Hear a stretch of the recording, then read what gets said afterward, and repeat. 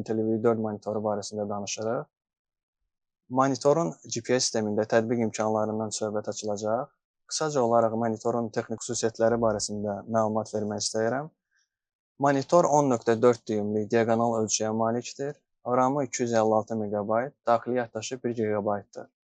Monitorun əməliyyat sistemi Linux əməliyyat sistemidir. GPS avtonaviqasiya sistemini dəstəkləyən monitor ərazidə texnikanı dəqiq hərəkət etdirməyə və ərazinin xəritələnməsinə icazə verməkdədir. Əgər texnika gərəkli komponentlərlə təchiz olunubsa, o zaman monitor vasitəsilə sükanın avtomatik idarə edilməsini aktivləşdirib, ərazi əməliyyatlarında operator sükana toxunuşu olmadan texnikanı hərəkət etdirə bilər. IntelliView 4 monitoru üzərindən ərazi məlumatlarını, məhsuldarlığı və texnikanın parametrlərini izləmək və həmin məlumatları sistemdə yadda saxlamaq mümkündür. Monitorların isobas uyğunluğu mövcuddur ki, bu da öz növbəsində texnikaya qoşulmuş isobas dəstəkləyən aqreqat olduqda, monitor üzərindən aqreqatın parametrlərini izləməyə və aqreqatı idarə etməyə imkan verir.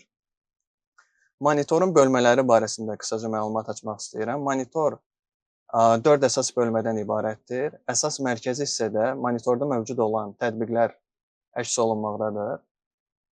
Növbəti videolarda bu tətbiqlərin hər birinin nə işə yaradığı barəsində məlumat veriləcək. Yuxarı sol hissədə monitorda mövcud olan tətbiqlərə dair status və xəbərdarlıqların əks olunduğu bölmədir. Sol hissədə texnikaya dair məlumatlar əks olunur. Məsələn, bu hissədə biz sürəti, texnikanın hərəkət etdiyi məsafəni, işlənmiş ərazini və yanacaq sərfiyyatını görə bilirik.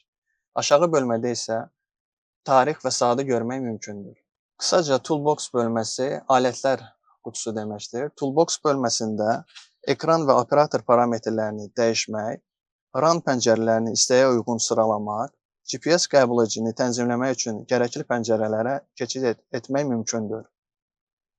İkinci pəncərə diaqnostika pəncərəsi. Diaqnostika pəncərəsində monitorun proqram təminatını izləmək, kontrolerin və sistemə bağlı komponentlərin statusunu öyrənmək, GPS siqnalının vəziyyətini yoxlamaq mümkündür. Həmçinin diaqnostika bölməsində xətaları yoxlamaq da mümkündür. RAM pəncərəsi operatorların proses müddətində ən çox istifadə etdiyi pəncərədir.